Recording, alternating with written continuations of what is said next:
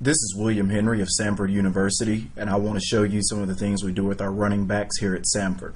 What you will see here is not a comprehensive cut-up of our drills, but it's more of a combination of slides that I've used to plug our program and a teaching tool working on some of the techniques we use and how they translate to on-the-field play. Most of the drills in this cut-up were filmed during our off-season training phase, so many of them are at a controlled speed and without a football. The first thing that we like to talk to our guys about is process.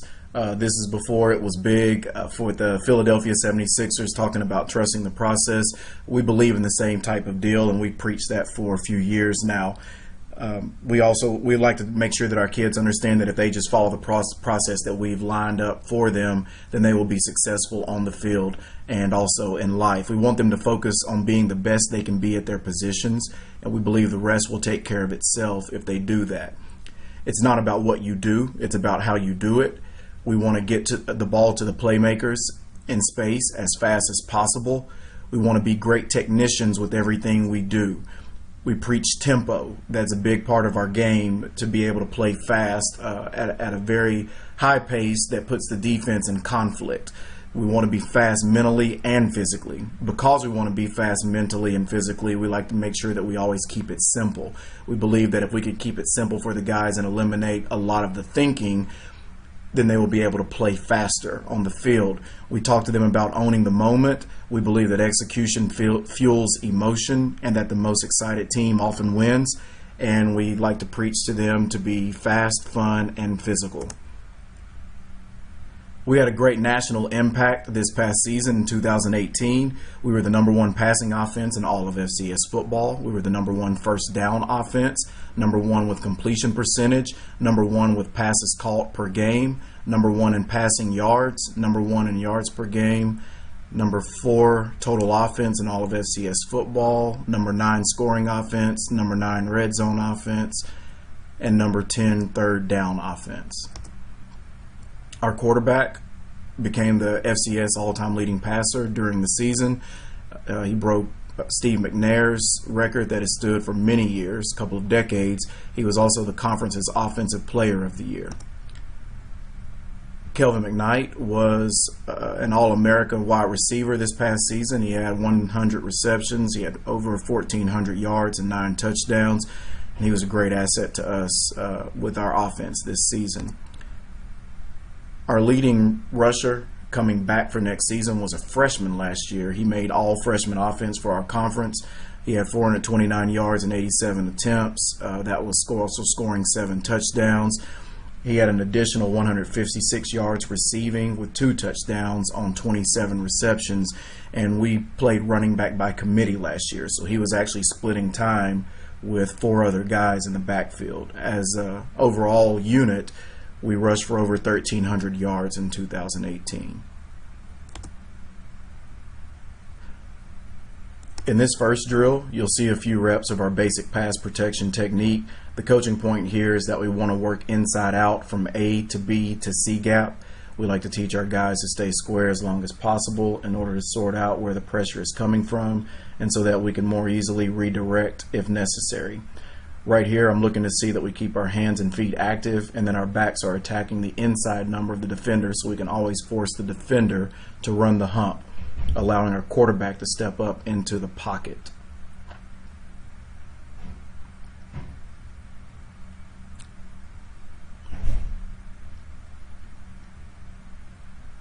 Here are a few clips of us using this technique in a few games during the 2018 season.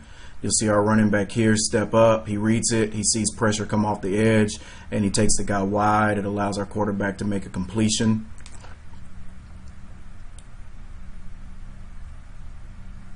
It's a tight copy of the same clip.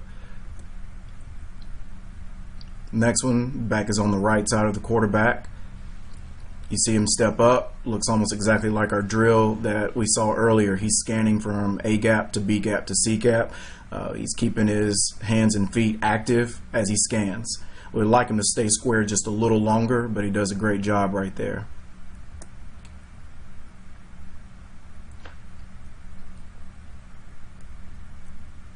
Right here, same type deal. He steps up, we get pressure off the edge, and he's able to take that pressure wide. He does a good job staying on the inside number and forcing the rusher wide.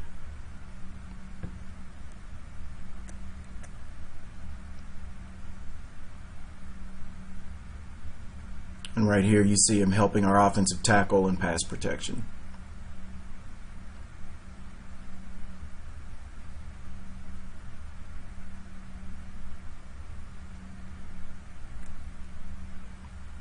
This drill is one in which we're working one of our play action pass protections. After executing our run game steps, we always come across the center in this protection, and again we work from A to B to C gap.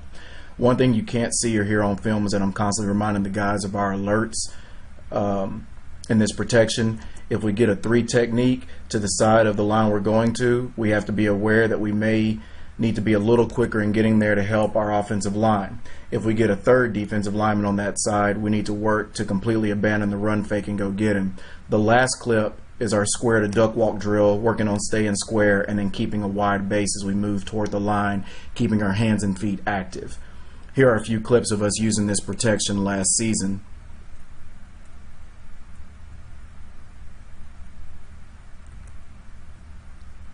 You can see the back come across here, and he works A to B to C gap. He's able to get a little bit of a hit on the guy late to make sure that that rusher doesn't get off his block.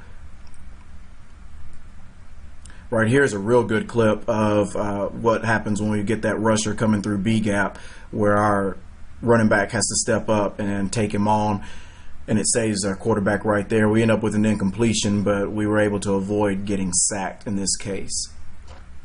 So that's a great job there of that play action protection.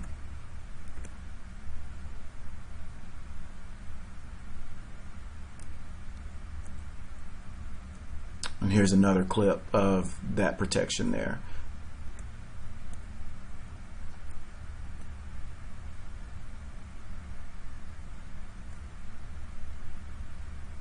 Here are a few clips of us working the blocking technique we use when we block our wide receiver screen from the backfield.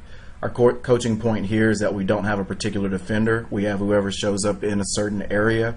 Because of that, I want to make sure our backs are taking a flat angle as they work out wide. Here are a few game clips of the screen of our out of 2x2 formation.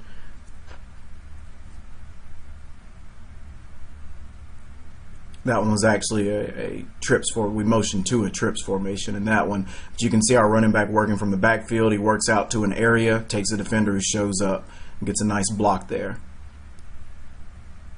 Here's another clip. Same type deal. We don't know exactly where that defender is going to come from, but if he just takes that path, the defender will show up, and we're always keeping our eyes open to make sure that we find that guy, so that we can spring our wide receiver hopefully for a big gain.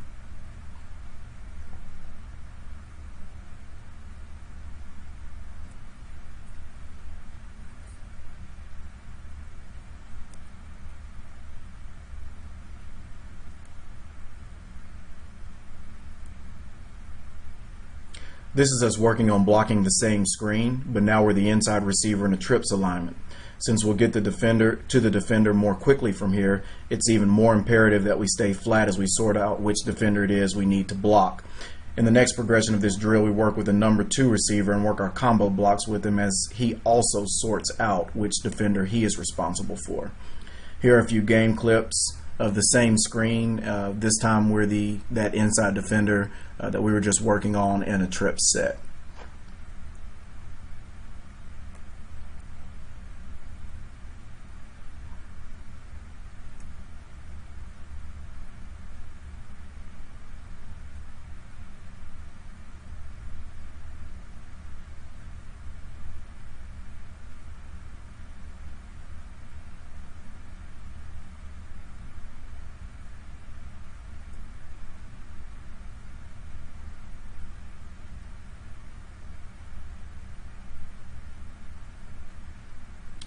Right here we're working on our quarterback counter draw blocking. Our responsibility is what we call 2 in, 1 out. That means that if there are 2 linebackers in the box, we're responsible for blocking the first backer in the box. If there's one linebacker in the box, we're responsible for still going through the hole, but now we block the first backer outside the box. A big coaching point here is to make sure we stay square on the defender so we can give our quarterback a two-way go. So right here you see practice and game clips of both situations.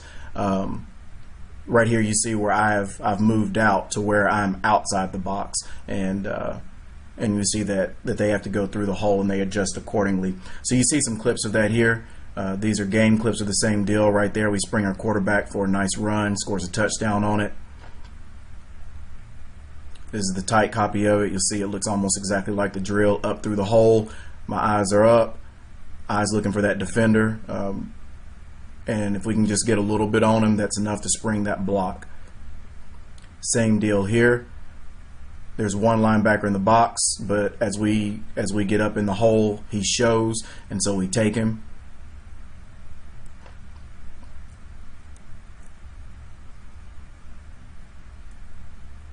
It's a good physical block there out of our running back.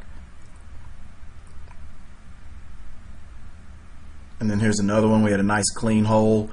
We helped out with the guy who was already being partially blocked, and it was able to seal that block for our quarterback to be able to cut off of us and score another touchdown on it.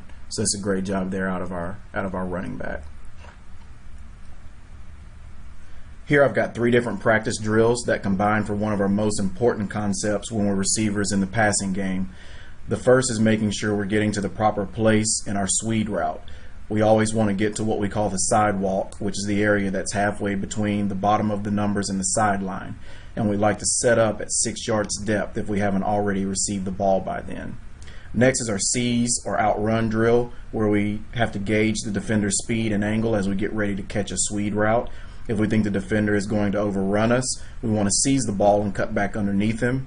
If it looks as if he's taking too tight of an angle, we want to beat him with speed. This is why it's important to catch the ball on the sidewalk. If we get too close to the sideline, we won't have an opportunity to beat him with speed on the outside because he can use the sideline as a defender. So right there you see a clip where the defender overran us and we caught it and we were able to cut back inside.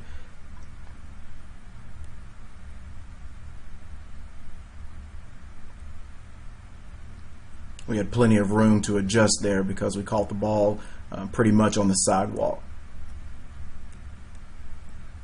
Right here we're going to the wide side of the field and our back beats him with speed. The guy was taking too tight an angle, so we beat him with speed. We didn't try to cut back and do something unnecessary, just take what the defense gives you.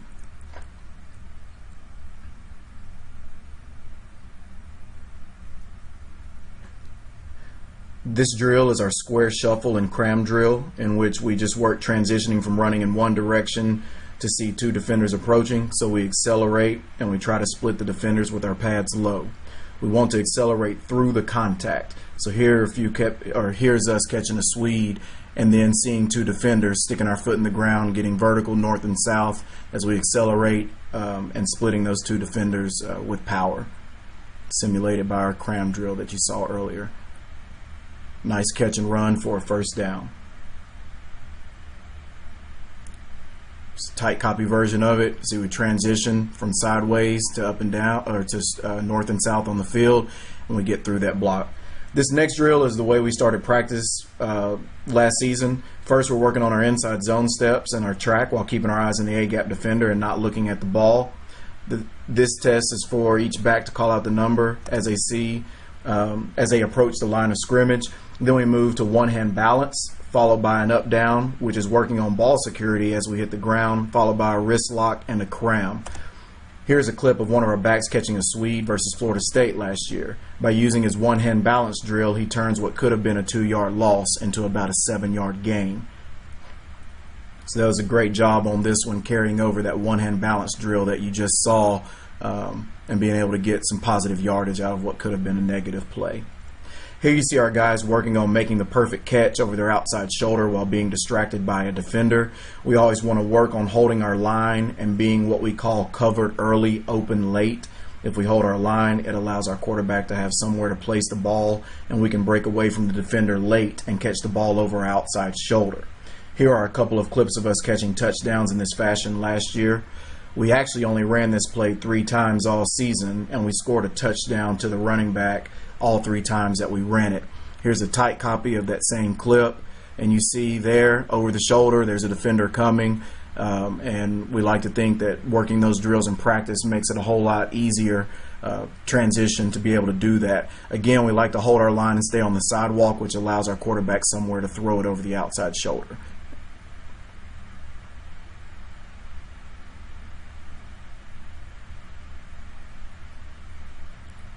Next is our daylight drill. Here we're just working reading the A-gap defender with other box movement and reacting to how we should hit our inside zone play depending on what we're seeing. I've got a few clips of us hitting it straight ahead, bending back, and bouncing wide. So we try to simulate all the different looks they could see in this drill. We do this sometimes with cones down as an offensive line, and we'll have different versions of defensive players out there so we can simulate what they will see in games. Here are a few game clips of our inside zone play with us hitting it different ways.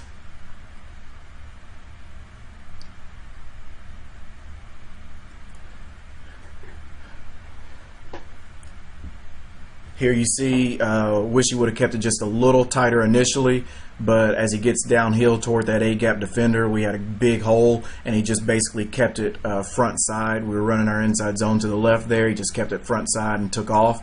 Right here you see that as he approaches the A-gap, it's cut off, and so he reads that A-gap defender, and he cuts that one back to the backside.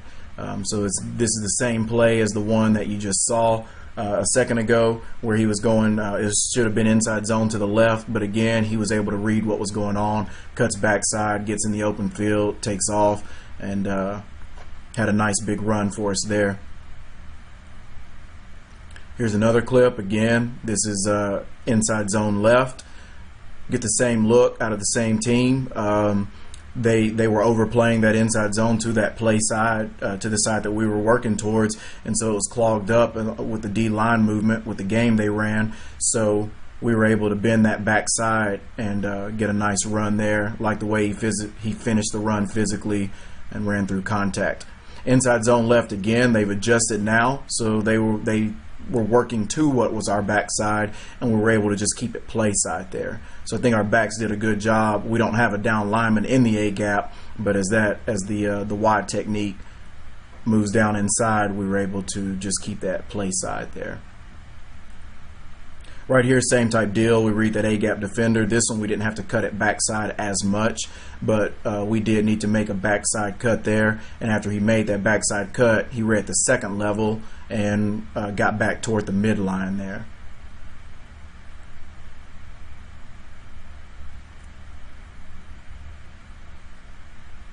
And then here, as it's clogged up, we make a front side cut. So this was our inside zone to the left, and as he gets there, we've pushed the guy a little bit to the left, but he reads it and sees that there's a little bit of space on the outside of it, and he works further to the left. He makes a front side cut on that one. I don't have game clips of these last few drills, but I wanted you to see. I wanted you to first see us working our option route. We're working on reading the leverage of the defender and breaking away from him. Also, if he's too slow and working to us, if he's in a zone coverage, we can just beat him with speed and run by him. So you see different clips of that, simulating a defender who's playing head up, simulating a defender who's playing a zone coverage from the inside, and so you just see a lot of different ways that we learn to read our defender and then to be able to work off of him. And right there you saw a pretty good restack. So I was a defender who was inside him, or excuse me, who was pretty much head up to him, but I was taking away his inside, and you saw our guy rip by me and get me restacked as he kept it vertical. Next, you see us working our quarterback draw blocking from being split out as the inside receiver in a 3-by-1 set. Those are some clips of that just passed. And last are some clips of me coaching some of our guys in the 5-10-5 agility drill. I will let the film play from here. I really appreciate you giving me your time and watching this teaching tape of some of our drill work. I appreciate it. Thank you, and go Bulldogs.